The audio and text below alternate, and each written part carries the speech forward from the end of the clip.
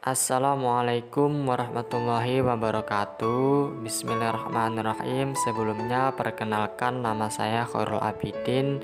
Saya mahasiswa Pendidikan Agama Islam Fakultas Tarbiyah dan Ilmu Keguruan Universitas Islam Negeri 1 Tulungagung. Saya sedang bertugas magang di Madrasah Aliyah Negeri 2 Jombang. Pada kesempatan kali ini kita akan membahas tentang perkembangan ilmu pengetahuan dan peradaban pada masa Daulah Mughal. Untuk pembahasan yang pertama adalah kemajuan peradaban Islam masa Daulah Mughal. Yang pertama adalah bidang politik dan administrasi pemerintah. Perluasan wilayah pada masa Daulah Mughal berhasil menguasai Gondar, Kachittor, Rantabar, Kalinjar, Gujarat, Surat, Birhal, Bengal, Kashmir, Orissa, Deccan, Gawitgal, Narhala, Ahmad Nagar, dan Ashirgah, dan konsolidasi kekuatan. Usaha ini berlangsung hingga masa pemerintahan Aurangzeb, menjalankan roda pemerintahan secara pemerintahan militeristik. Pemerintahan daerah dipegang oleh seorang Sipah Salar atau kepala komandan, sedang subdistrik dipegang oleh Faujar atau komandan. Jabatan-jabatan sipil juga diberi jenjang kepangkatan yang bercorak kemiliteran. Penjabat-penjabat itu memang diharuskan mengikuti latihan kemiliteran.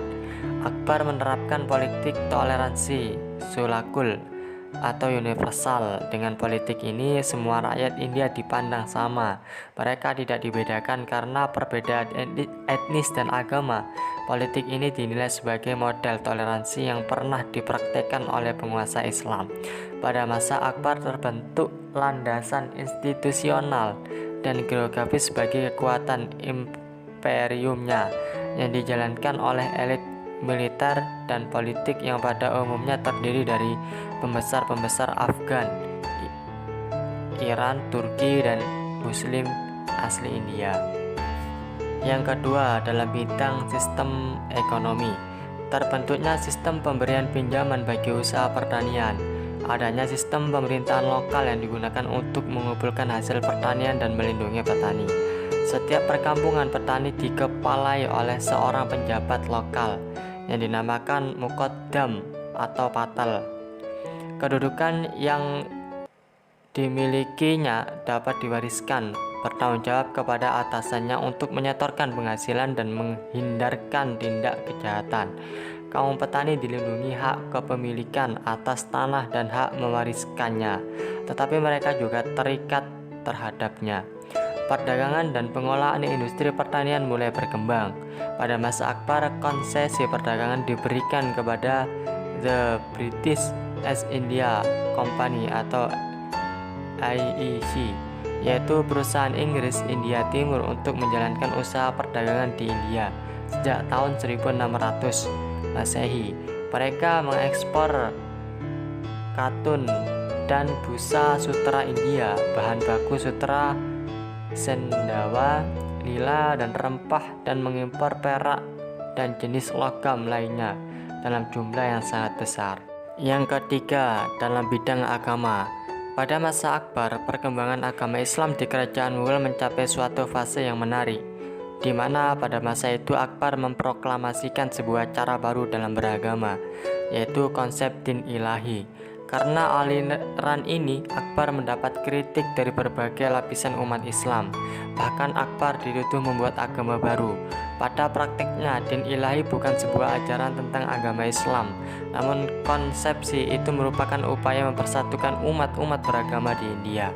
Perbedaan kasta di India membawa keuntungan terhadap pengembangan Islam, seperti pada daerah Bengal. Islam langsung disambut dengan tangan terbuka oleh penduduk, terutama dari kasta rendah yang merasa disia-siakan dan dikutuk oleh golongan Arya Hindu yang angkuh. Pengaruh Parsi sangat kuat.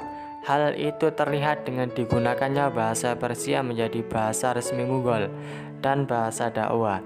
Oleh sebab itu, percampuran budaya Persia dengan budaya India dan Islam melahirkan budaya Islam. India yang dikembangkan oleh dinasti Mughal. Yang keempat, dalam bidang seni dan budaya, munculnya beberapa karya sastra tinggi seperti Padmayat yang mengandung pesan kebajikan manusia gubahan Muhammad Jayazi, seorang penyair istana. Abu Fadl menulis Akbar, Nameh, dan Aini Akbar yang berisi sejarah Mughal dan pemimpinnya. Daulah Mughal termasuk sukses dalam bidang arsitektur. Taj Mahal di Agra merupakan puncak kejayaan arsitektur pada masanya, diikuti oleh Istana Fatpur Sikri peninggalan Akbar dan Masjid Raya Delhi di Lahore. Di kota Delhi Lama atau Old Delhi, lokasi bekas pusat kerajaan Mughal, terdapat menara Qutub Minar pada tahun 1199. Masjid Jami' Quwwatul Islam pada tahun 1197, makam Iltutmish pada tahun 1235 Masehi, Benteng Aldi Darwaza pada tahun 1305, Masjid Kiri pada tahun 1375, makam Nasiruddin Humayun Raja Mughal kedua pada tahun 1530 sampai dengan 1555 Masehi. Di kota Hyderabad terdapat 4 menara benteng Charminar pada tahun 1591 Masehi. Di kota Jaipur berdiri tegak Masjid Jami' Atala pada tahun 1405 Masehi. Taman-taman kreasi Mughal menonjolkan gaya campuran yang harmonis antara Asia Tengah, Persia Timur Tengah, dan lokal. Stabilitas politik yang berhasil diciptakan oleh Akbar mendukung pencapaian kemajuan dalam berbagai bidang, di antaranya dalam bidang ekonomi, ilmu pengetahuan, dan peradaban. Kemajuan dalam bidang ekonomi ditandai dengan kemajuan sektor pertanian dan perindustrian. Pada masa penanganan pertanian sangat diperhatikan secara terstruktur. Pembahasan yang selanjutnya yaitu tentang berbagai bangunan monumental masih bisa disaksikan sampai sekarang. Di antaranya adalah yang pertama, Benteng Agra atau Agrafon. Bangunan tersebut terbentang seluas 94 hektar, terletak sejajar dengan Sungai Yamuna dan 2 km barat laut dari Taj Mahal, tepatnya di kota Agra, Uttar Pradesh, India Utara. Benteng Agra sudah ada sejak masa Sikarwa, Raja Buds. Namun setelah jatuh ke tangan dinasti Mughal, Akbar melakukan renovasi besar-besaran benteng. Pada benteng ini butuh lebih dari 4.000 pekerja dan 8 tahun masa penyelesaiannya. Kota Agra pun dijadikan sebagai ibu kota kerajaan Mughal dan menjadikan benteng ini sebagai kediaman utama Sultan-Sultan Daulah Mughal sampai tahun 1638. Yang kedua adalah Benteng Merah atau Red Fort. Benteng Merah ini merupakan kediaman utama dari penguasa dari Daulah Mughal selama hampir 200 tahun sampai tahun 1856 Masehi. Sultan Shah Jahan menugaskan pembangunan Benteng Merah pada 12 Mei 1639 ketika ia memutuskan untuk memindahkan ibu kota dari Agra ke Delhi. Yang ketiga adalah Taj Mahal. Nama Taj Mahal tentu tak asing bagi kita, masyarakat Indonesia. Istana dari marmer putih gading yang terletak di tepi selatan Sungai Yamuna, Agra, India ini sebenarnya adalah makam dari Mumtaz Mahal, istri kesayangan Shah Jahan. Dibangun dari tahun 1632 sampai dengan 1653 Masehi. Taj Mahal dianggap sebagai contoh terbaik arsitektur Mughal dan simbol sejarah kekayaan India.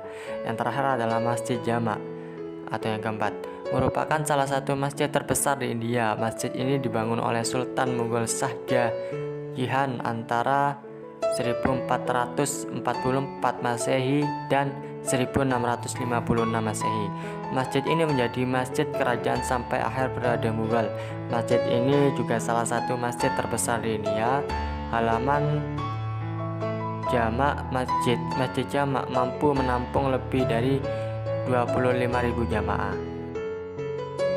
pembahasan yang terakhir yaitu tentang kemunduran peradaban Islam masa Daulah Mughal. Ada beberapa faktor yang menyebabkan kekuasaan Daulah Mughal mengalami kemunduran pada setengah abad terakhir sebelum akhirnya berakhir pada tahun 1858 Masehi. Raja-raja pengganti Aurangzeb merupakan penguasa yang lemah sehingga tidak mampu mengatasi kemerosotan politik dalam negeri. Tanda-tanda kemunduran sudah terlihat dengan indikator sebagaimana berikut.